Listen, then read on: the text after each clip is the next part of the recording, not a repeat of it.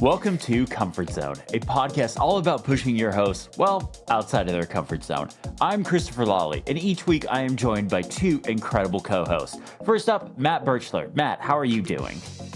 I'm doing great and super happy to be here. Oh, nice. And we are also joined by Niléane. Niléane, how are you doing?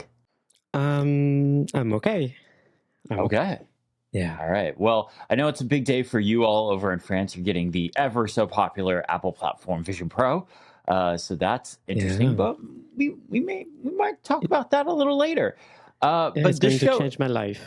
It is. For sure. It absolutely. There is two versions. You know how there's like BC and AD and stuff like that when it comes to years. Now there is pre-Vision Pro and post-Vision Pro. So yeah, that's what they say. That's the well, vibe we've given off on this channel, definitely. I hate that word. I hate that word so much. Vibe? Yeah. challenge. No, vibe. I hate that word so much. It's one of my favorites. Yeah, I like it.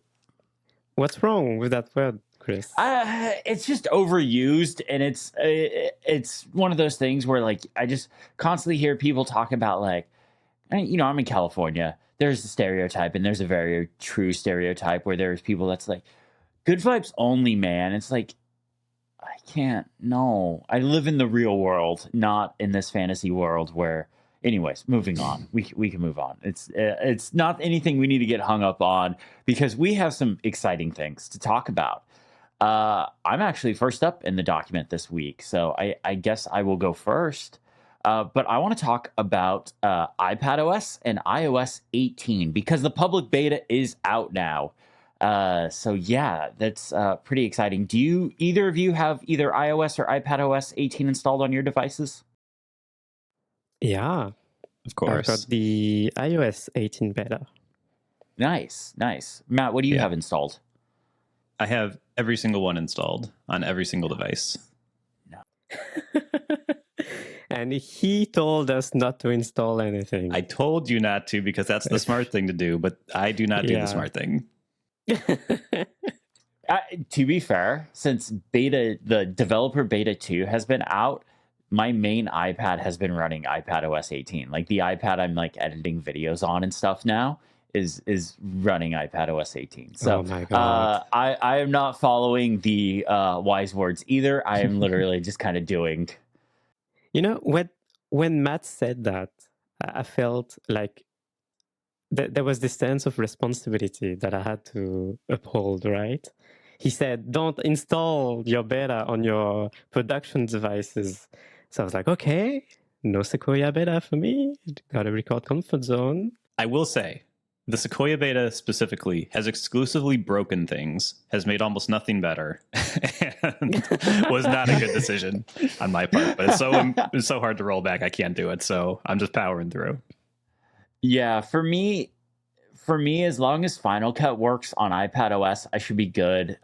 Like we've discussed in previous episodes, I have a Mac Mini that literally it's one of its two purposes right now is just for recording this show because we use a service called Riverside and you have to have a Chromium browser for that. And since I live in the US and I'm stuck with WebKit browsers, blah, blah, blah, blah, blah, I have to have the Mac Mini. So I probably won't even install Sequoia on this thing until well into its actual production life. Because why? I don't really need anything. But iPadOS 18 has not actually been too bad, mostly because, you know, iOS and iPadOS 18, there weren't really a lot of changes to it. So neither of them have been too bad. But I kind of wanted to run through some of my favorite stuff in this update and kind of talk with you all about what you're enjoying about it as well.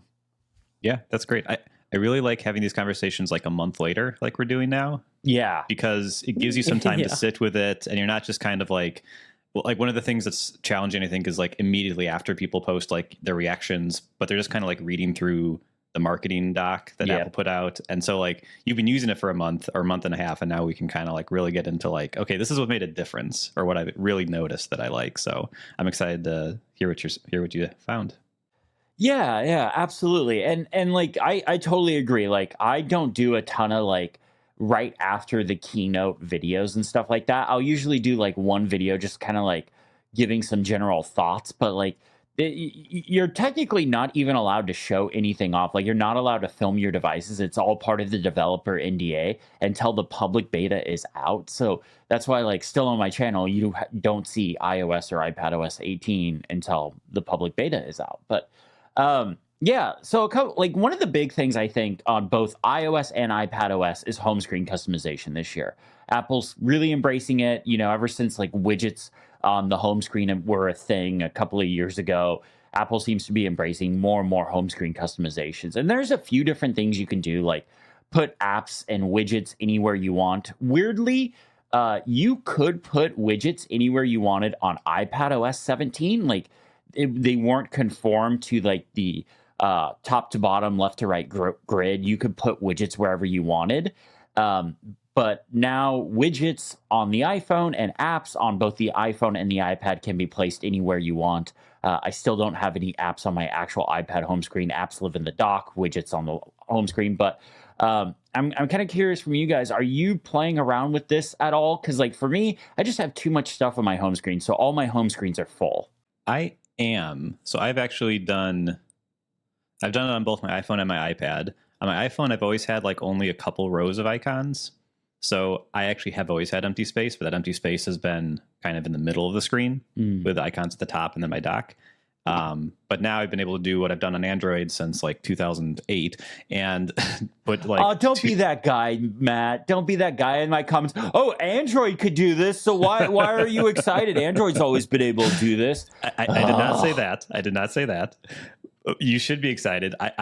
It is the right layout for me. So the dock, and then I have 2 rows of icons above it. So that's 12 icons on my home screen. And then above that, I have a couple widgets, but I can still see my wallpaper. And that's worked awesome for me. So I love being able to kind of move them around wherever I want. It's worked really well. Nice.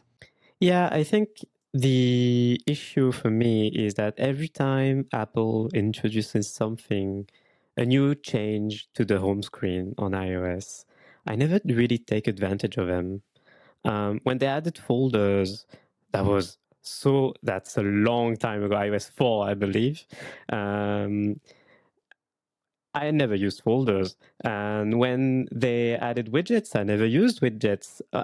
Currently, I only have one widget on my home screen. That's a weather widget, so that's the boring one. And otherwise, it's just full of icons. And I just like to keep one home screen, never more than one, because I like to access the app library with one swipe.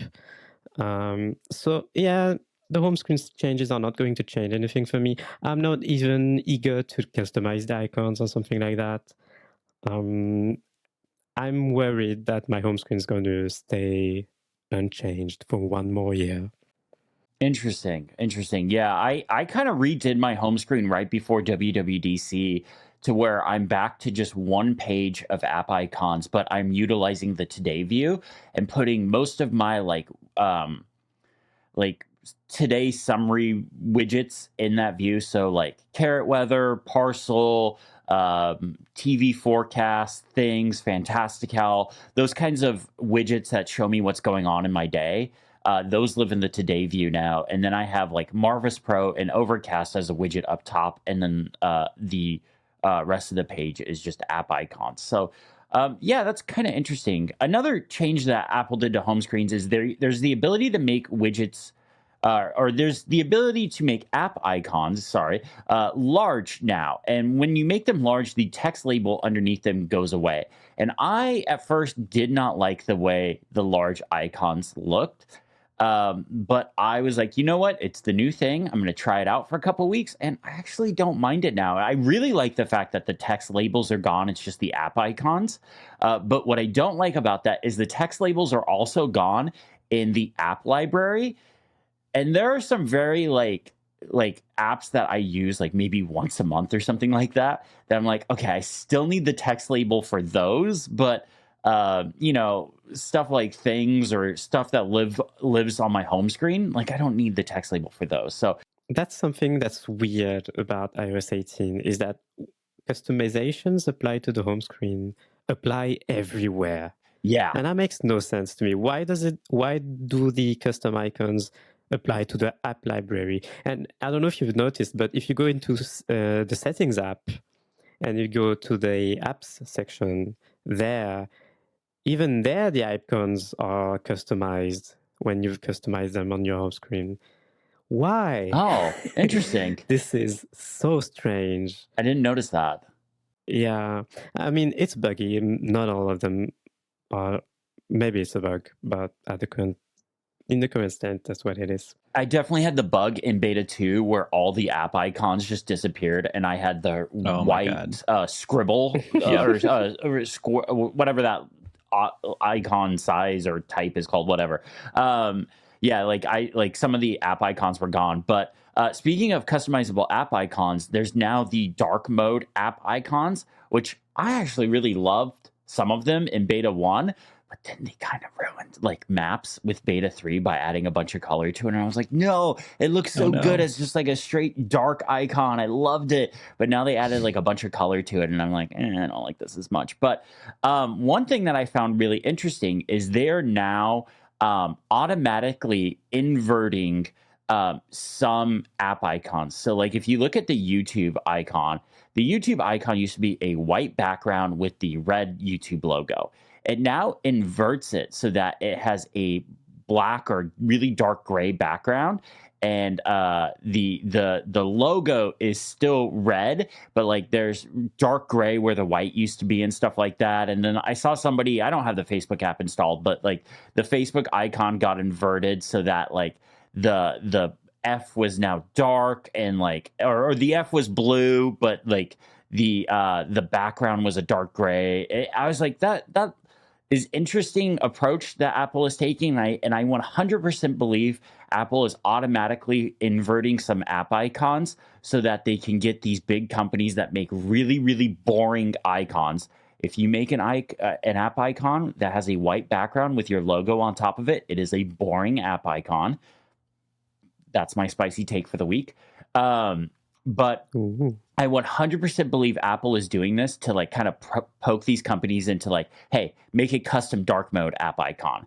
But yeah, it's kind of interesting because if you set your dark mode or your home screen to dark mode now, it automatically not just adjusts the widgets, but it adjusts the app icons. And you can't separate those out. You can't separate having just dark mode widgets and light icons unless the widget supports a custom theme, which like the Apple ones don't. The Apple ones just go off whatever your system setting is for light mode or dark mode.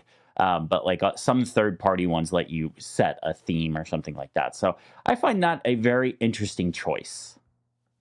Yeah, I dig it. I like the dark mode icons, and I like that they are forcing it on apps. I've got a bug where it isn't actually doing what you just described. All it does is slightly dim every icon. So it's just like a darker version of the same thing.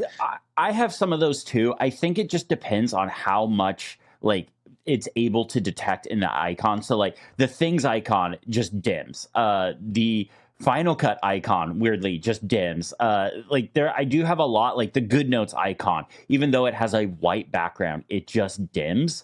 So I think it kind of just depends on the app icon.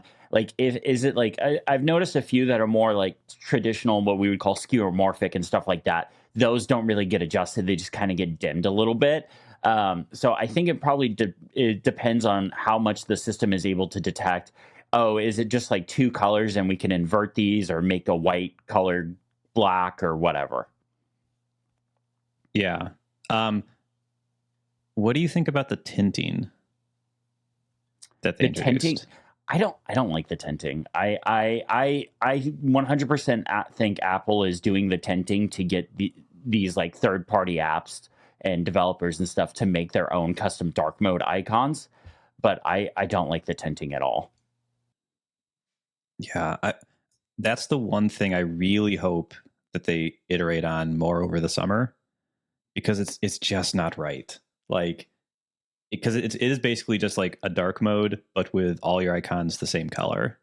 Yeah. And like, that's not what I was hoping for with like customizing my icons.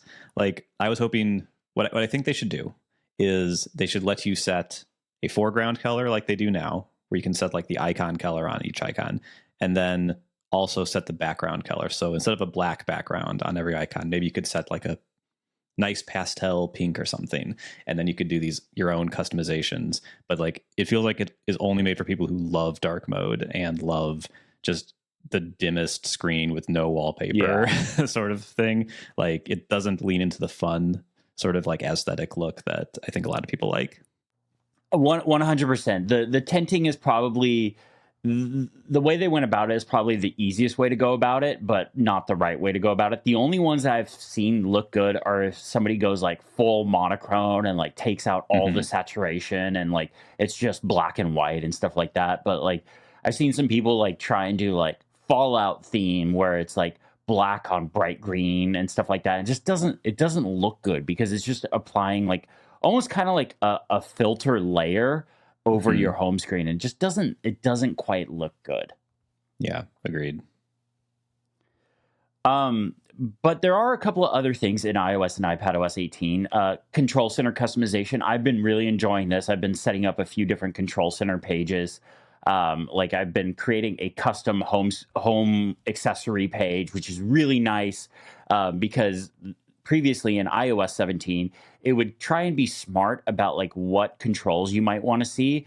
And when it tries to be smart, you don't really get to see everything you want to see. So now you can pin specific stuff to it. So like I can pin my garage door, or I can pin my studio lights or something like that to this home screen page. And I personally have been really enjoying that.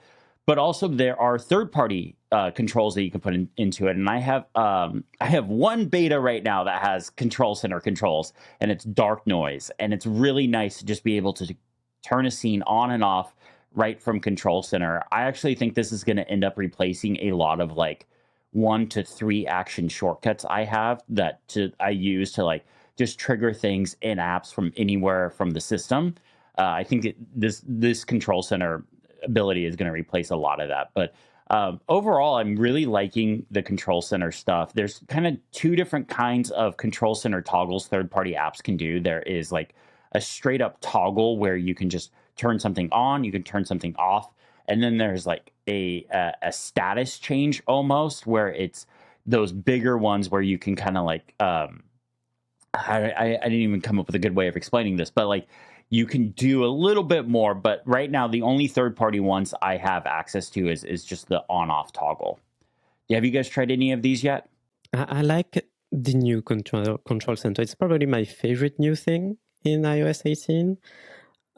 Although, once again, I'm a boring one. I really don't want to set up multiple pages in Control Center. Yeah, I tried that. By default, I think it comes with 3. It comes with the first page, a page dedicated to home controls, and another for the now playing view, right? But you can change all that. What I ended up doing is I removed the bonus 2 ones. I kept only a single home screen, control center screen. Oh my God. And yeah, I only tweaked a few controls in there. And it's nice that you can actually move around everything now and resize everything. I think that's a big change that I can still feel excited about despite not using multiple screens. But yeah, it's good. Nice. Matt, have you been playing around with it at all? I have. I think the 2 things it made me realize are one, that yes, a dedicated page for your home controls is great. And then 2, it made me appreciate how well Apple laid out the previous Control Center, because as I was trying to like change the like main Control Center page, I didn't have a lot of changes to make. I was actually pretty happy with how everything was. So I haven't made a ton of changes to that first page. That's pretty much the same. And then, I've customized the home, a second page for home stuff, but that's been pretty much it so far. So I'm excited to see what third parties do with it once they're able to release updates for it. Yeah, my only big complaint about Control Center, and it really has nothing to do with this year, it's just been kind of the ongoing since it's been redesigned, is on the iPad, there's a lot of wasted space. You bring down the Control Center page and it blurs out everything else behind it. and you just have this little column in the right corner that like there's just a lot of wasted space. I honestly think like they could combine notification center and control center together, or they could do something a little more interesting where it was just like a drop down menu, but you still had access and could see the rest of like your apps and stuff that were open. Yeah, Apple, if you're listening, don't do this, please. Yeah? Oh. He's just joking. He doesn't mean it. Please don't combine control center and notification. I mean, what? I just think there's a lot of wasted space. Oh my God. Nah, there's a lot of wasted space. Like, and like you could just make the whole thing, because like right now you have to swipe in the top right corner to get control center, but if you swipe anywhere else, you can get notification center. If you just swipe down from the top anywhere and you got both, that would be a much better interaction. But I do think a better way to go, hang on, I got you. I got you. A better way to go. Just give us a menu bar on the iPad. Ooh, yeah. Yeah, menu bar, put control center in the menu bar, call it a day. And don't blur out the background when you click on control center. Just don't do that. Anyways, let's keep moving on because I got a couple more things I want to talk about. Passwords app. So excited. We have a dedicated passwords app. This was one of the 2 things I got from my wish list this year, which is kind of a bummer, but that's okay. But we got a dedicated passwords app, and it's great. I absolutely love it. It not only has all your passwords, it has all the passkey stuff. You can do 2FA stuff in there. It has all the authentication stuff in there. Love it. It's great. Have you guys used it? What do you guys think about the Passwords app? I think it's very good. Although I was not among those who really waited for this. Really? I was fine with it living in the settings app, mostly because I don't have to manually open the password section that often anyway. But it's a good change. And the fact that you can now have Wi-Fi settings in there, Wi-Fi credentials, that's really good. And you can even share Wi-Fi passwords with a QR code finally. Android has had that for years, but yeah, it's nice that we have that. One thing that I must say, because I say this every time we talk about something on this show, the icon's not good.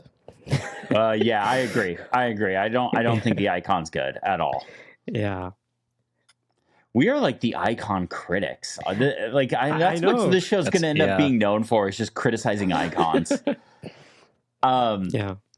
But yeah, I love that it's here. I've been a iCloud password keychain user for years and years and years. I used LastPass for a long time because in IT, in corporate enterprise world, that's what you used. But when I left the IT world, I was so tired of all their security breaches and all their issues and stuff. I was just like, you know what? I'm just going to go full in on iCloud. I'm not going to pay for it. I've actually never used 1Password.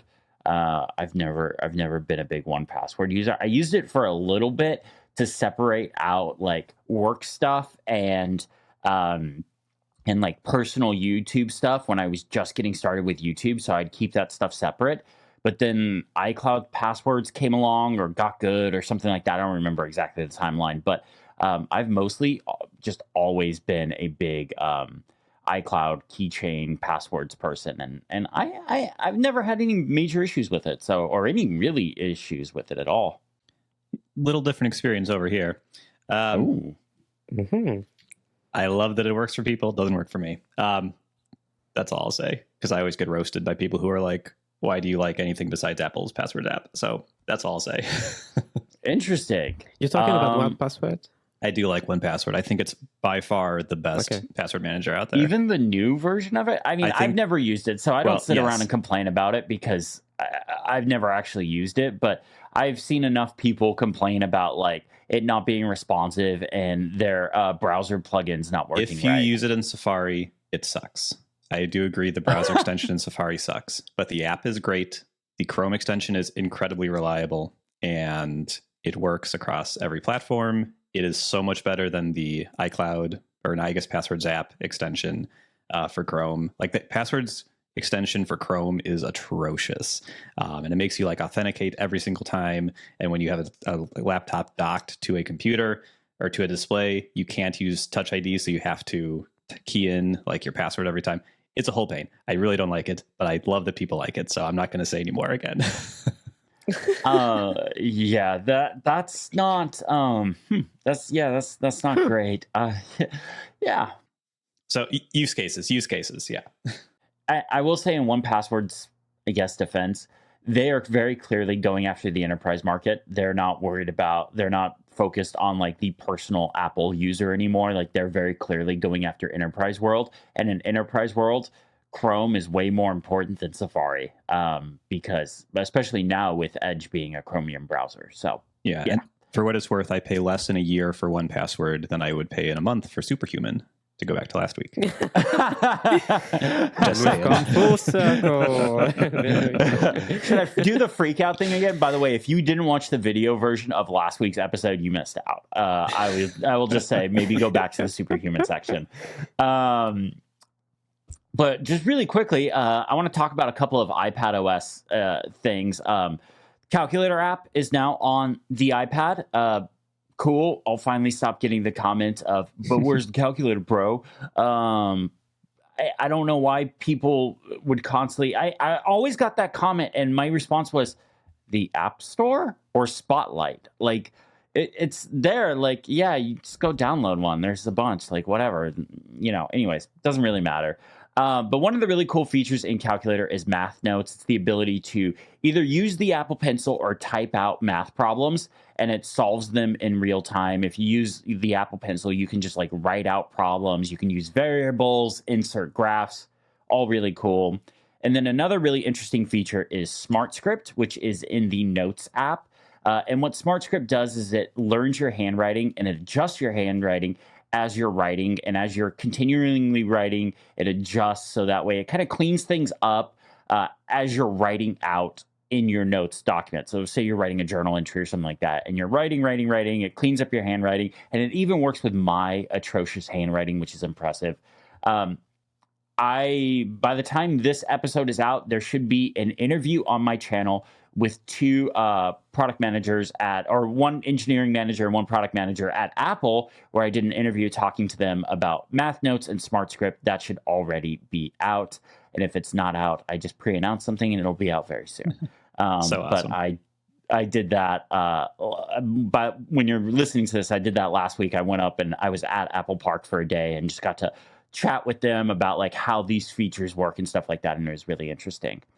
And then the last thing, I'll throw it over to you guys if you have any iPadOS stuff, but the last thing I want to mention, Files app. The other thing I got from my wish list, you can format external drives now. You long press on it when the external drive is plugged into Files, and there is a format option there. So incredibly nice. I'm shocked it took this long to come, and it wasn't originally with iPadOS 13 when the iPad got external drive support. It should have been there to get from the start, but it wasn't for some reason. But it's here now, and I'm so happy it's here. I've got a small complaint about this. So I tried it, and my first attempt was to format a USB drive that I had used to install a Linux distribution on another device. The result of that is on the USB drive, there were multiple partitions. And when you try to format a drive that has multiple partitions on it with iPadOS or iOS 18, because it works on iOS 18 as well, it is not able to format it to a single partition, to take advantage of the whole of the full space on the drive. Oh, see what I mean? I see. It's only able to format a partition at a time. Yeah, you don't have the ability to erase partitions and like unify the drive again.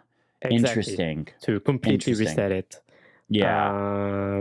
So small complaint, maybe at some point. I think it would probably need to Apple would need to add another piece of UI to this to handle this. So I'm not hopeful that it's coming, but yeah. I definitely see this as one of those things. They put this in there because of people like me were complaining. We're like, hey, I went out and just bought this external hard drive, and now I have to plug it into a Mac to format it. I literally once got an external hard drive, plugged it into my iPad. It didn't recognize it, went, oh no. I didn't have a Mac, so I had to drive over to my brother's house and use his Mac to format this drive.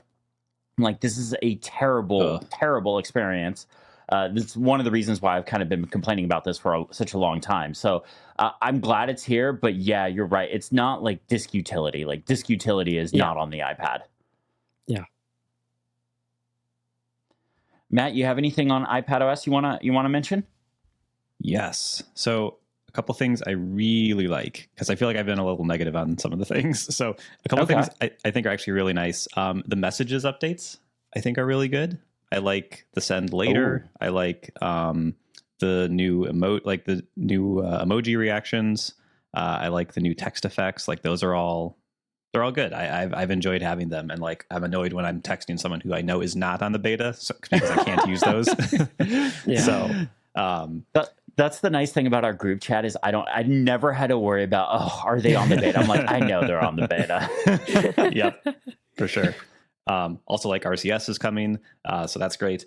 And then I also really like a little thing that is really like just perfect for me is the ability to map out hikes in the Maps app. Oh, okay. Which I don't do it for like hiking, but I often go around, especially around like June and July when we have a lot of fireworks going off. My dog is terrified when fireworks happen.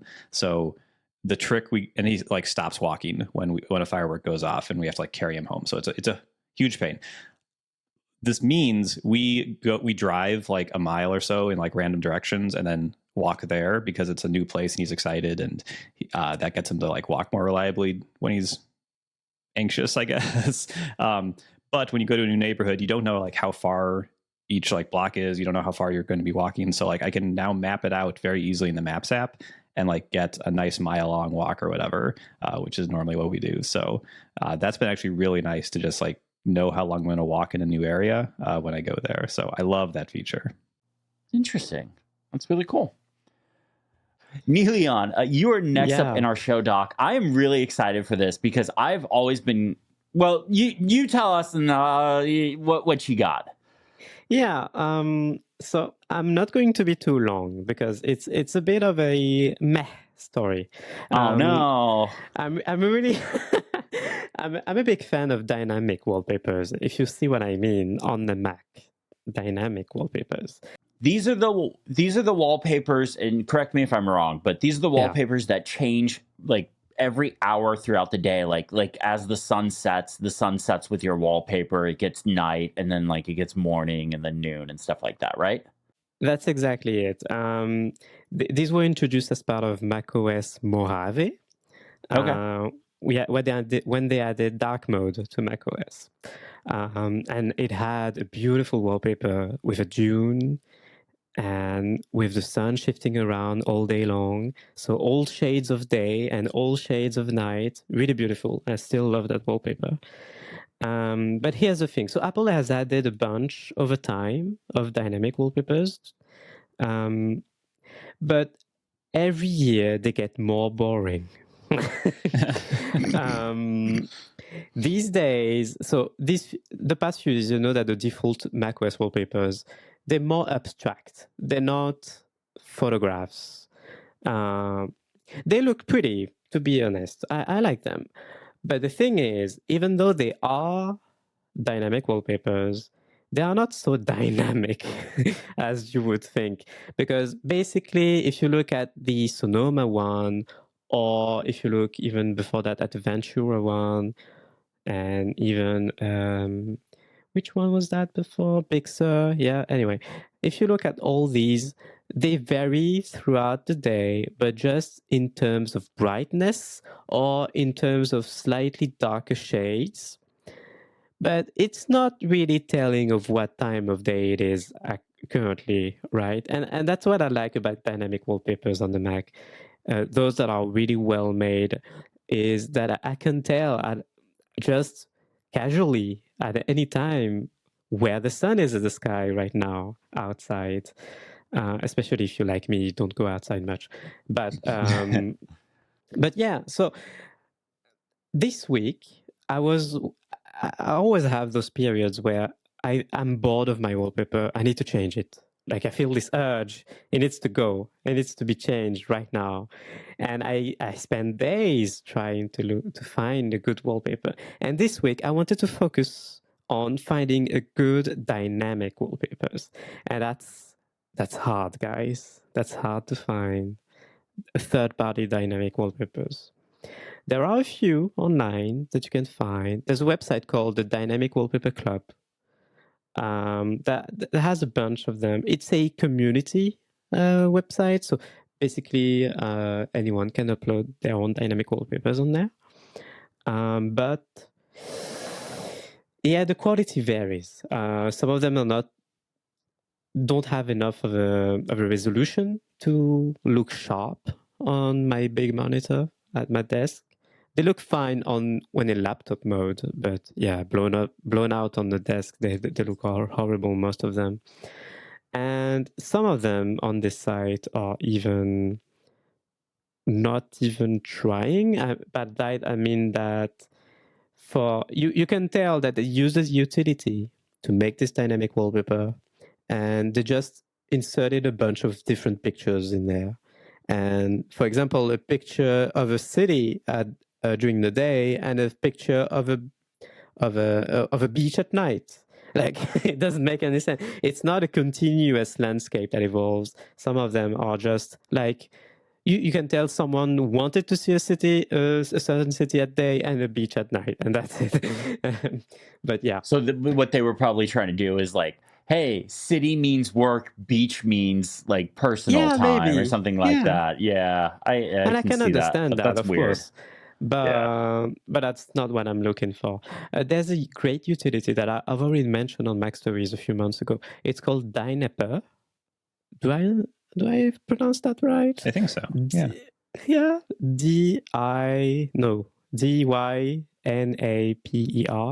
So that's a small utility that helps you make your own dynamic wallpapers. It's really good.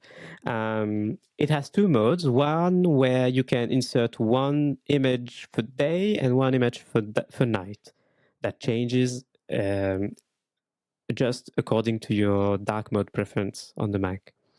But there's a second mode where you can insert a plethora of images that are assigned to a time of day. And so you can make a dynamic wallpaper that evolves throughout the day, every hour or so.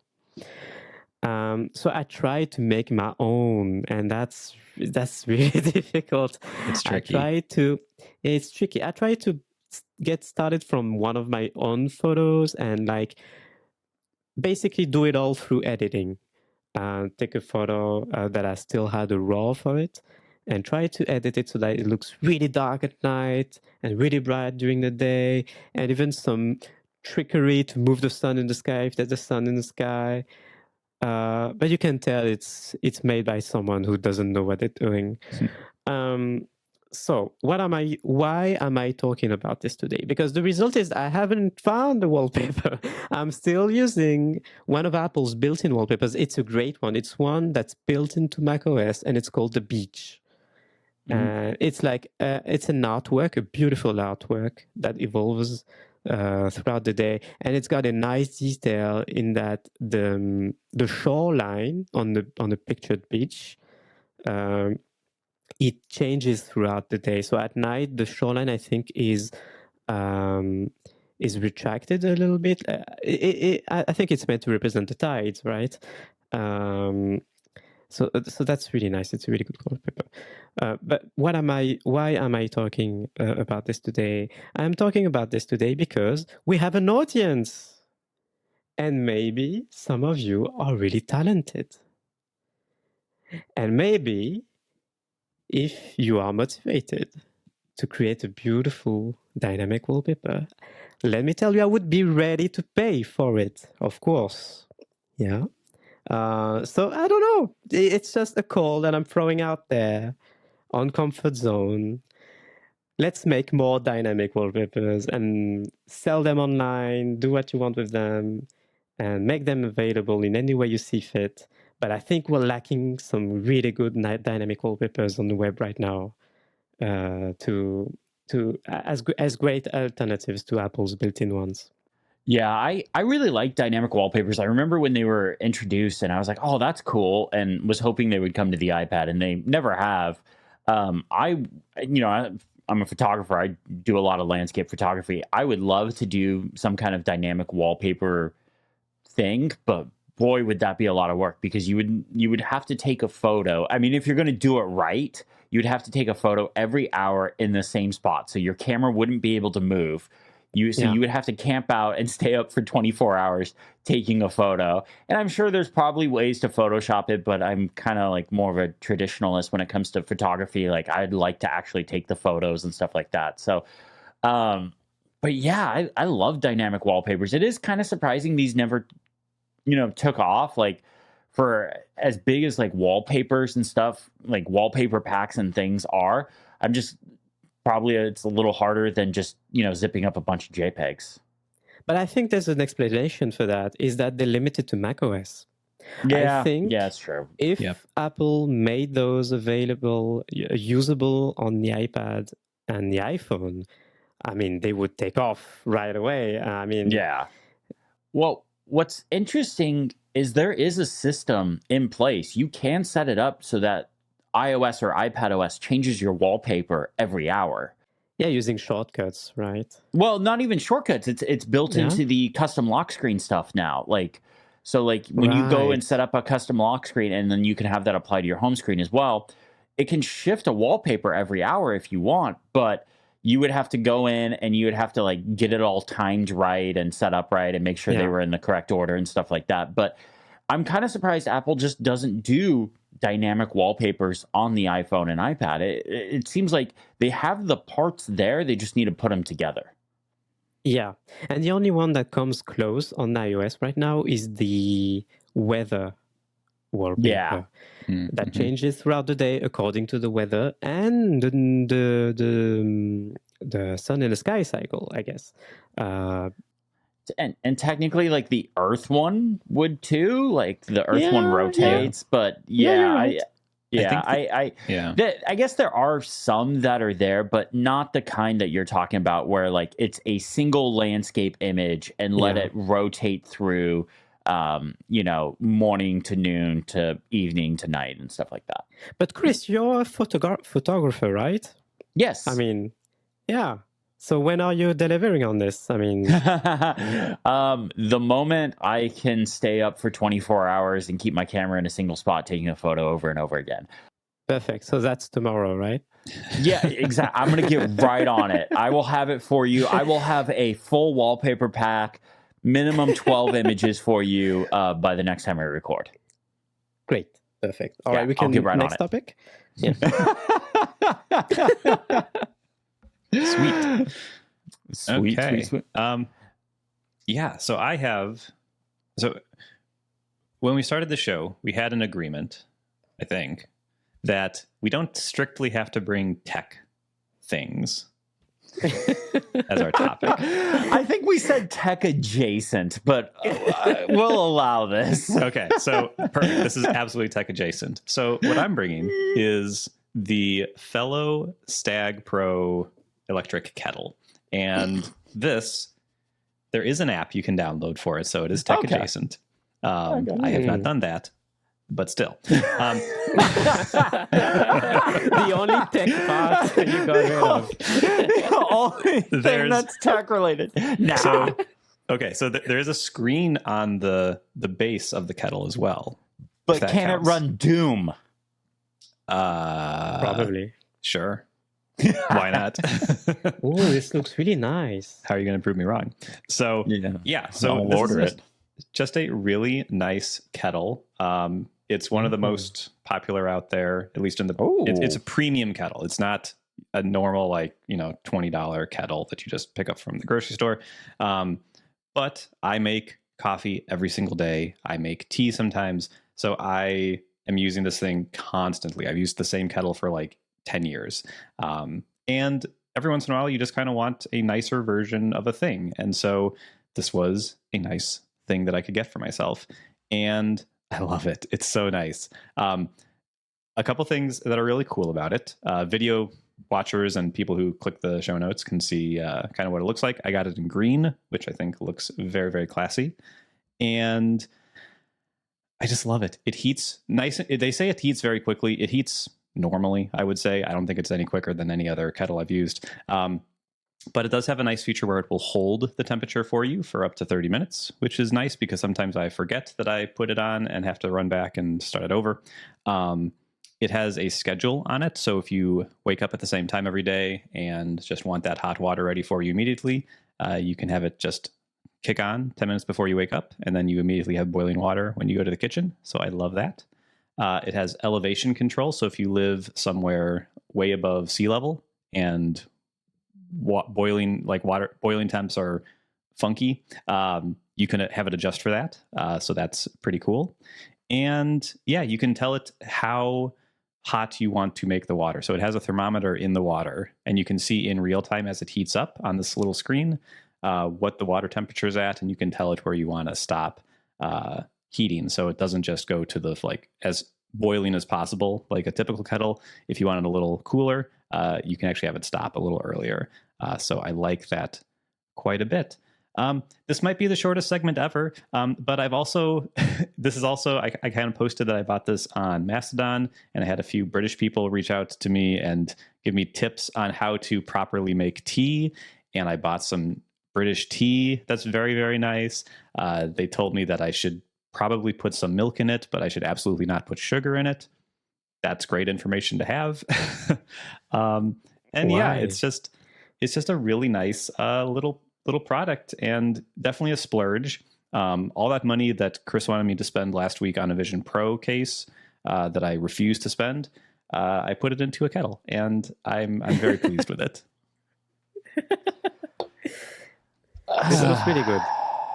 Yeah, I will say the one that is matte black with walnut, love the look of that thing. Mm-hmm. That is something like would look great on your desk. Like if I had money to just light on fire, that's the kind of thing I would just buy and put in my kitchen or something. But I have a confession for you too. Oh no. I hope this is a judgment-free zone. It's not. No.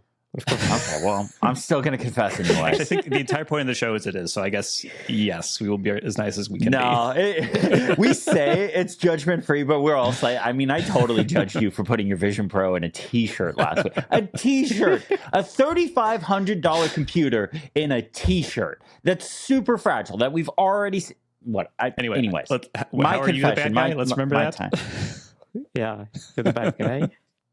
I don't like hot drinks at all. I cannot drink hot drinks, whether it's hot coffee, tea, whatever, hot chocolate. I do not like hot drinks. It could be freezing outside, below freezing temperatures. I am still going to drink a cold drink, whether that's Dr. Pepper, a bottle of water, or water out of my bottle container thing, or like cold brew or something like that. I do not drink hot drinks at all. I cannot stand them. I don't know why. I don't like to be hot, and I just yeah. That's my confession for the week. I hope you all can forgive me and absolve me for my sins. Here's a non-judgmental rebuttal. You're weird, guy. Yeah. That I already know. I already know that one. Coming back to the kettle, I thought, looking at the listing online, I thought there was a camera on the handle. I don't know if you can see this. It's the second picture. Yeah. What is that? Yeah. It's just a screw. That's just a screw. It's just an Allen. Okay. I really thought that was a camera. The screen on it does look very nice. I will say it does look very, very nice. And like, that is kind of cool. But yeah, not for me. I think I'd rather protect my Vision Pro than oh my God. Have something that makes water hot. Maybe you can use this instead of a case. You can use this boiling water. Yeah. And then and pour it on top of the Vision Pro. Oh no! Oh, That no. poor Vision Pro. No, Then those it's aren't protected. waterproof. I'm going to assure you it's protected. It's, I mean, it Comfort can't. Zone takes no legal responsibility if you break your Vision Pro.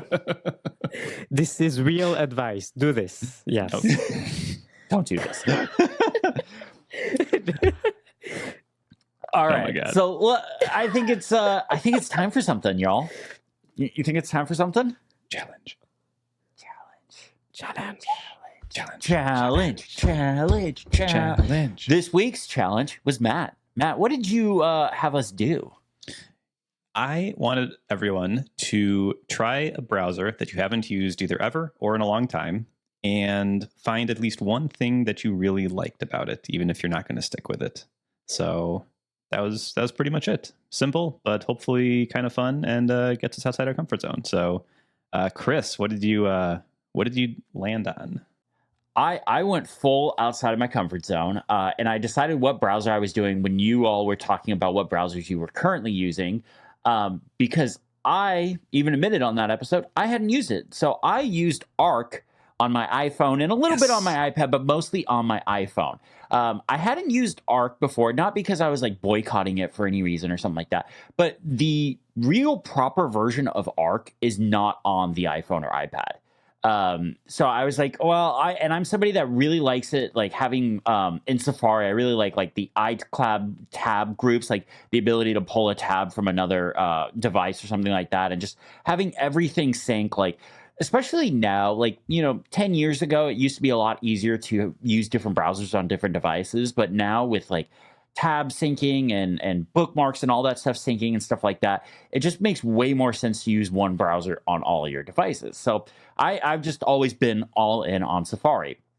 Now, one thing I loved about Arc is it is built around search. And one of the things I realized using Arc is that's what I use the web browser on my phone mostly for, is just looking something up really quickly. I'm not sitting there browsing the web on my phone. I don't sit there looking on Amazon or Reddit or whatever. Like I don't browse the web on my iPhone. Like that's something I use my iPad for. Typically, because I work from home, I don't even really touch my iPhone that much in the house. I usually just have my iPad with me or my iPad mini. So I loved just how fast it was to use for search. So when you open Arc on your iPhone, it immediately not only opens up the search bar, but puts the insertion point right there and you can just start typing. And then the other thing I really loved is it has this tab design that's very similar to the iOS app switcher. So you can just swipe through your tabs, and I kind of love that. I really like just seeing everything laid out in a card, picking something, and just going. The Safari grid of tabs is not bad, but the issue with that is it blows everything up, and it puts, if I remember right, it puts like 6 tabs on the page. So things can get kind of small, so it can be kind of hard to see like the details of a certain tab. And I like the card view because you can just see everything and be like, okay, that's the tab I want, and you're ready to go. So those are the things I loved about Arc on the iPhone. But there is something that kind of it rubbed me the wrong way. So the whole idea around Arc is, yes, you can just use it for regular Google searching or DuckDuckGo or whatever search engine you want to use. That's fine. But there is this browse for me option where Arc uses its AI to pull up results. So you can be like, hey, what are some really good restaurants in San Jose? What are some things to do around Fresno? Whatever. Like you can search for all those things and you can do browse for me and it'll pull up results from you pulled from other websites.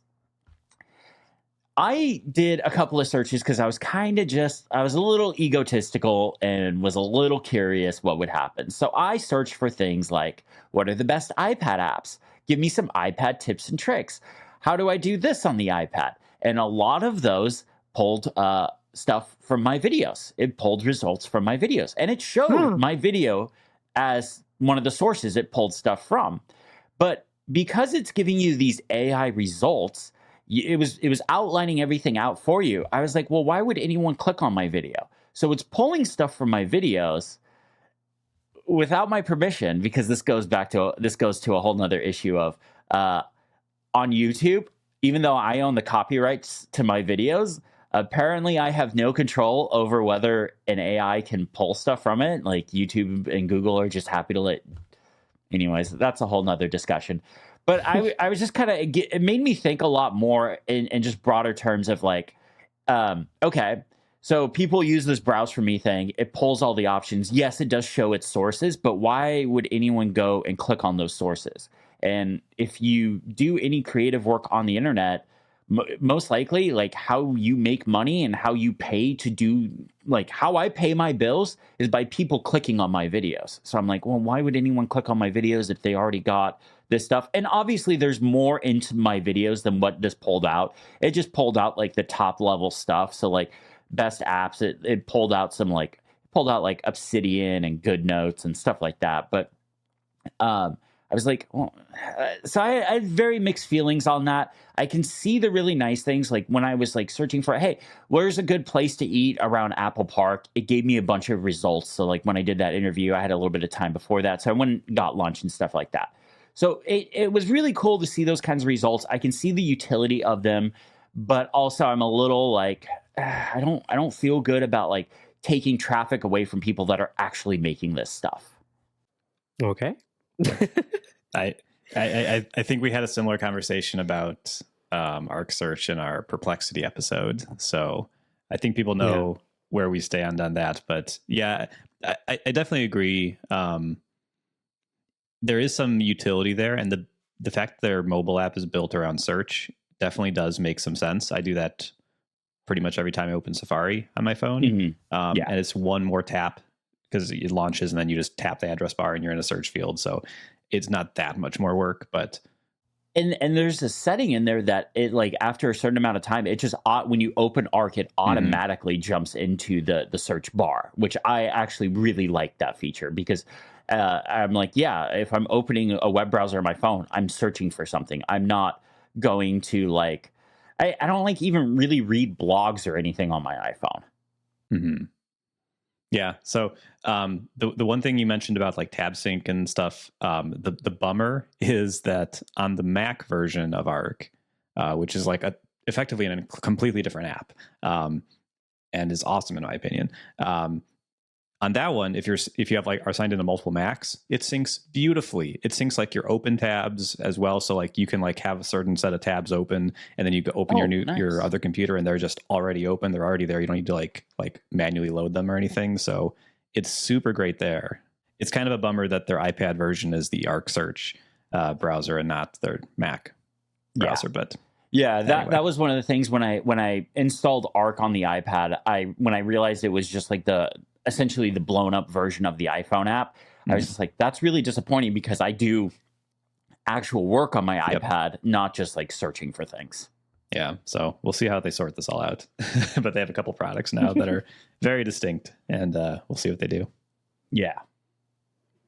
Niléane, you are next up in our document. What do you have for us? Yeah. So I made a double pick. And I think because of this, I win, right? We'll see. Are there winners in this? We'll see. Is this a competition? We'll see. Yeah, is this a keeping score?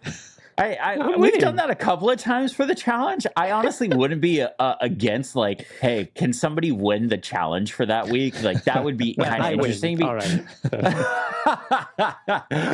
Okay, we'll allow it this time, but we might have to come up with some rules for this.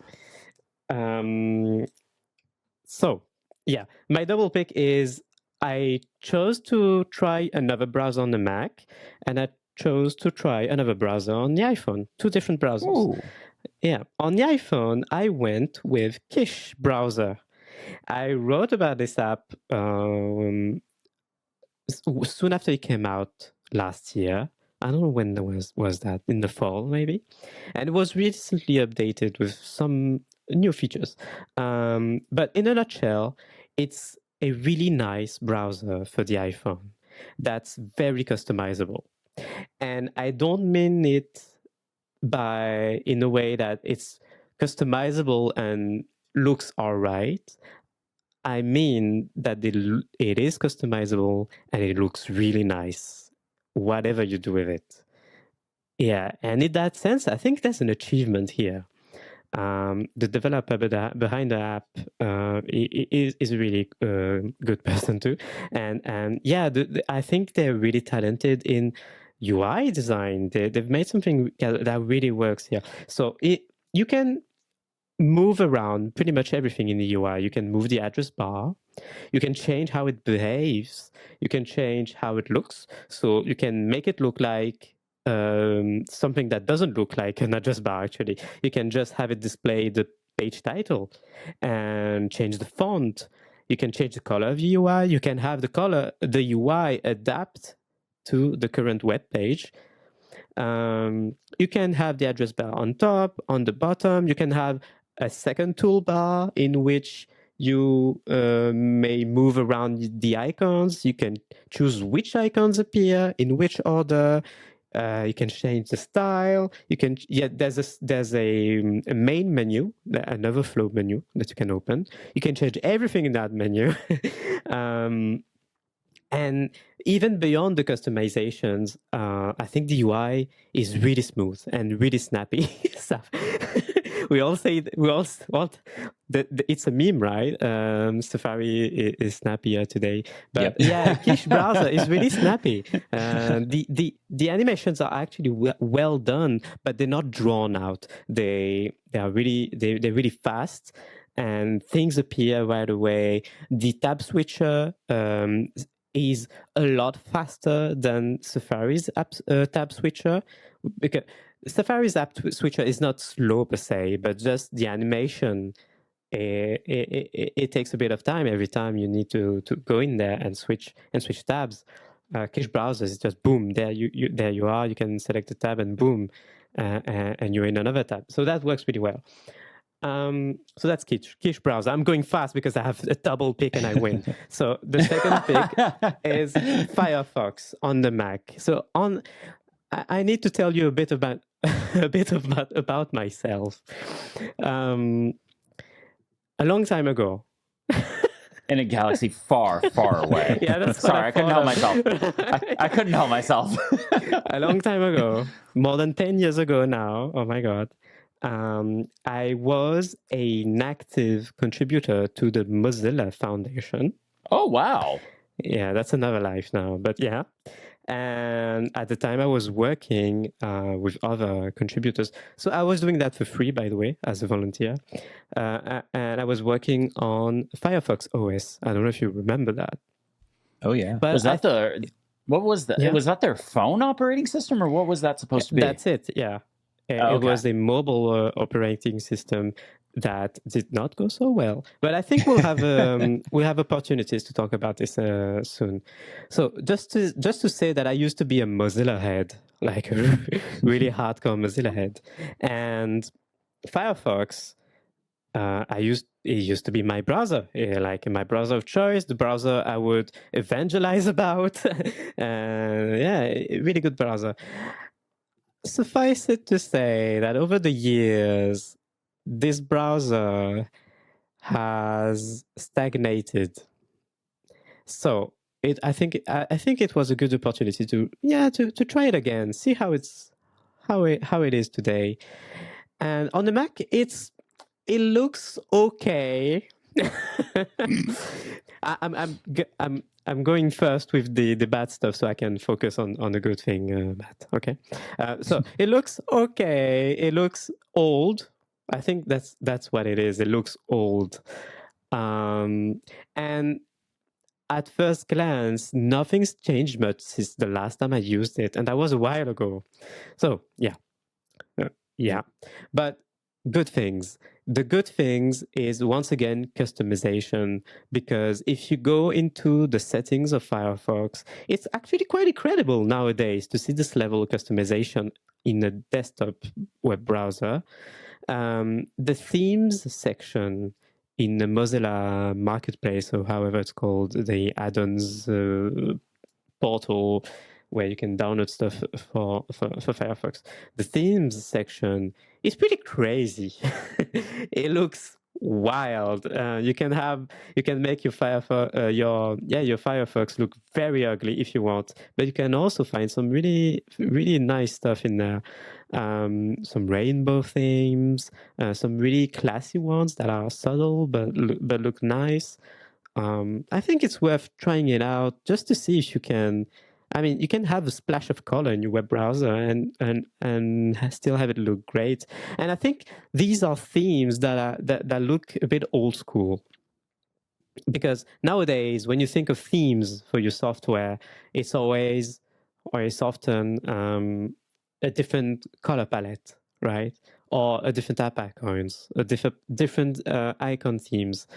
But here it's old school in that you can have a weird pattern image texture as the background for your browser Chrome, and it looks wide, like straight out of the 90s or something like that. It's really straight, or rather early 2000s. But yeah, so that's my positive thing about Firefox. It's really customizable, and I think it fits well with Kish browser on the iPhone.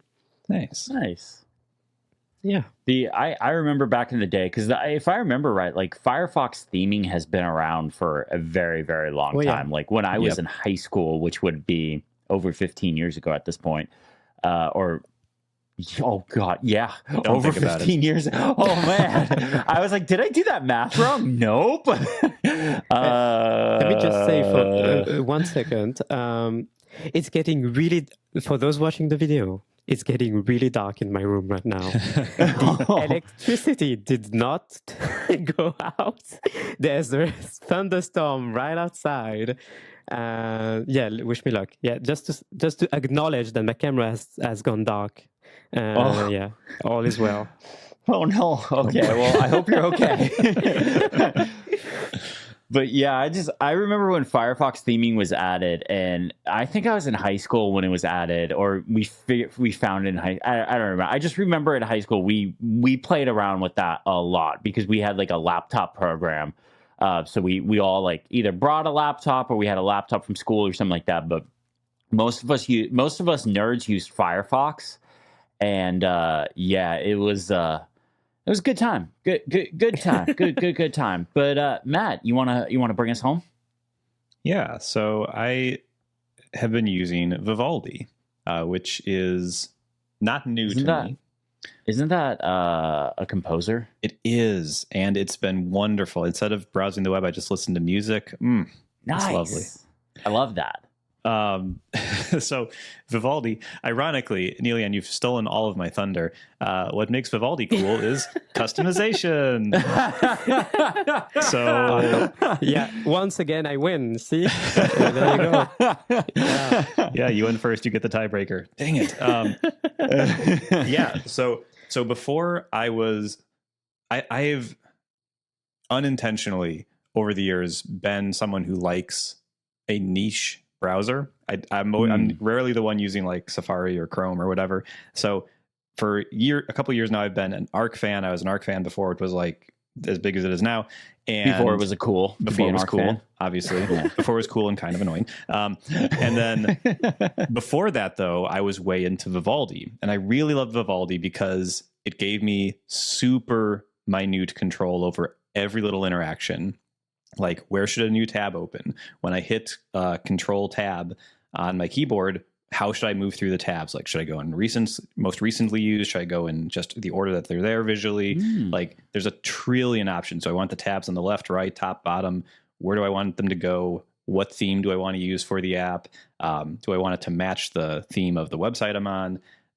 There's so many things. Like, it's unbelievable. And if you're someone who, like, when you install an app and you want to, okay, when I install a new app for the first time, what I almost always do is I'm like, okay, where's the settings? And I want to go to the settings and I want to tweak everything. So if you're like that, if that's your natural instinct, Vivaldi is going to scratch that itch very well for you. And they have apps across the iPhone, iPad, and Mac, as well as Windows, Android. Like, they're everywhere. They have their own Mastodon server, which I know people in our audience will be interested in. So that makes them good guys from the start. and they're from like Oslo, I think. So yeah, just very nice Scandinavian people. I think founded by people who used to work at Opera. But anyway, these are all just like details. It's a Chromium-based browser, so all your Chrome plugins will work here. They work great, including the 1Password one for me. And yeah, it's really, I like having this amount of control in my browser, especially for what really got me into it originally was for my work browser, where I have, especially when I used to work in like our support team at work, I was working very, very fast and had to do things like quickly, and having my browser behave exactly how I wanted was super cool for that. I would say the one downside of Vivaldi is there are a couple areas where it's a little scrappy in terms of the UI. So it's not quite as nice as something like Arc or Safari or Quiche. You can kind of, you can change the colors, and you can change the border radius of your tabs if you want. Like, this is the sort of customization we're talking about in Vivaldi. So yeah, there's like, you can do things to make it look nice, and I think it looks fine, but like, it's not gorgeous. Their iPhone app is a little, it feels slower than Safari. It's so not as snappy as Safari.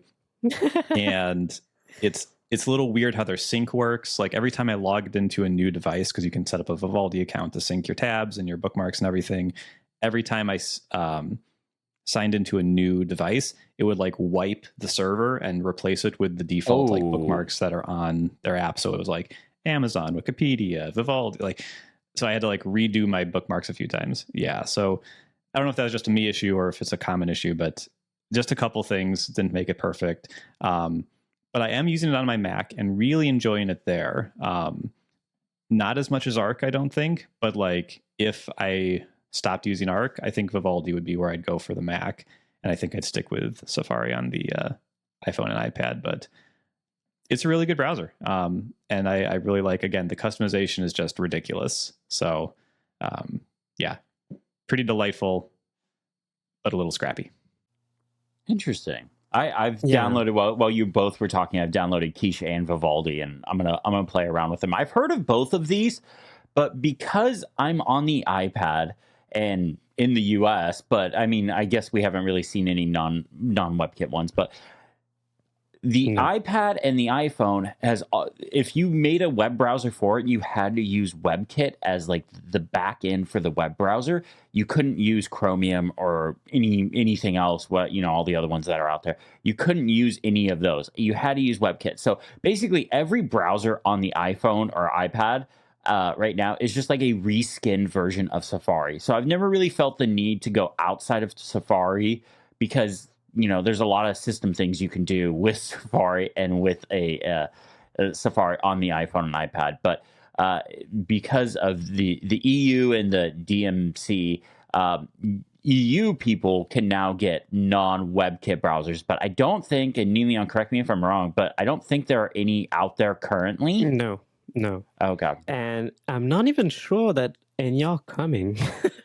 Yeah, it does kind of seem like one of those things. It's like, yeah, that would be great for one market, but that's a lot of work to build a whole, because it's you would have to build a whole browser from scratch. You can't just like, okay, uncheck WebKit, check Chromium. Like, it's not that simple. Yeah. So I could see like a lot of people waiting to see like, okay, what does the US do? What do other markets and stuff do in this instance? Yeah, absolutely.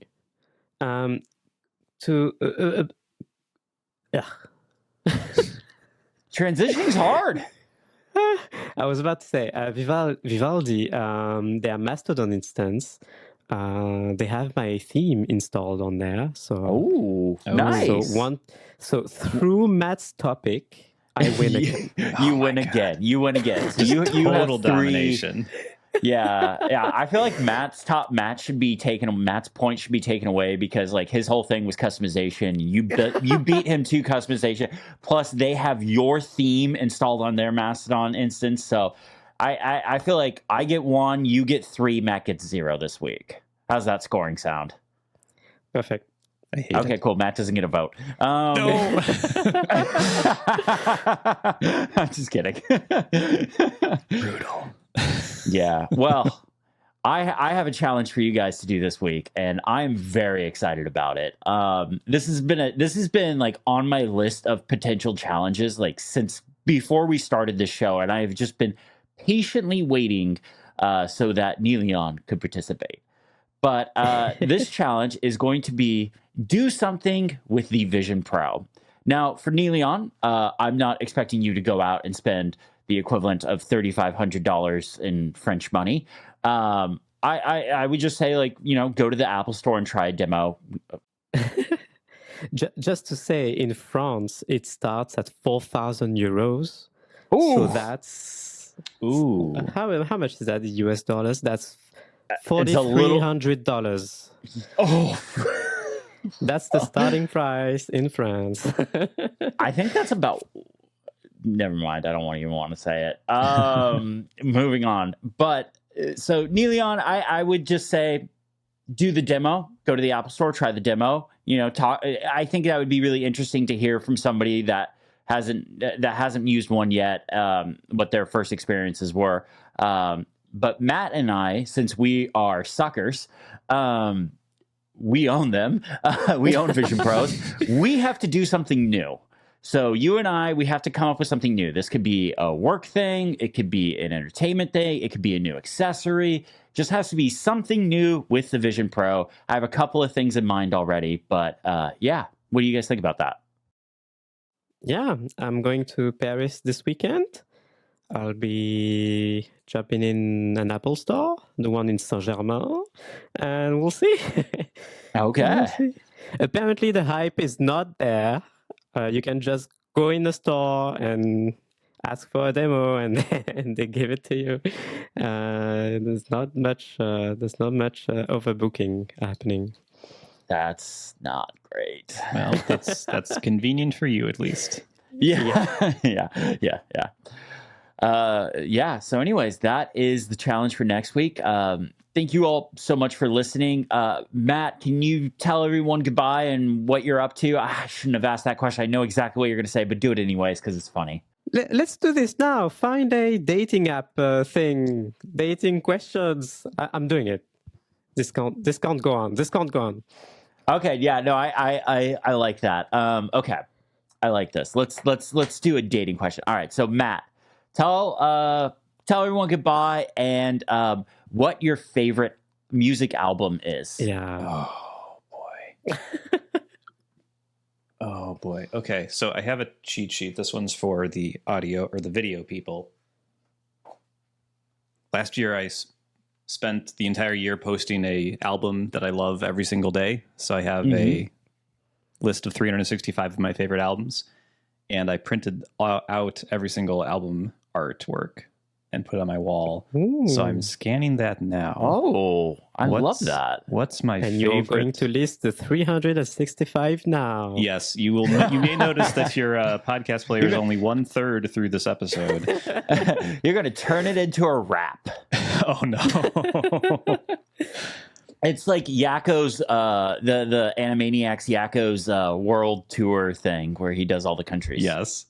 Okay. I don't know if it is my favorite of all time. Okay, I'm gonna give you two. I'm gonna give you one that's British and one that's French. I love "If We're Feeling Sinister" by Belle and Sebastian, and I love Wolfgang Amadeus Phoenix by Phoenix. Those are some of my favorite, good one. favorite albums. Yeah. Good question. All right, Niléane, you're up. What? Tell everyone where they can find you, obviously. But what is your favorite music album? My favorite music album is "Tak" by Sigur Rós, and find me on Mastodon at Niléane. Nice. Well, I'm Christopher Lawley. You can find me on YouTube, Christopher Lawley, Lawley, or the Untitled.site with links to all my stuff, Mastodon, Instagram, all that stuff is there. I'm going to cheat because I'm the one asking questions. Well, Matt issued two. My all-time favorite album, probably Nirvana Unplugged, because I love live albums. And it's actually because of that album, my girlfriend and I met. Maybe I'll tell that story another time. But because of that album, that's how my girlfriend and I met. But my favorite, most recent album, just because I want to brag a little bit, Blink 182's latest album. Love that album so much. Just got to see them when you're listening to this last week. Amazing show. They're fantastic. But yeah, that's me. So thank you all so much for listening. Have a great day.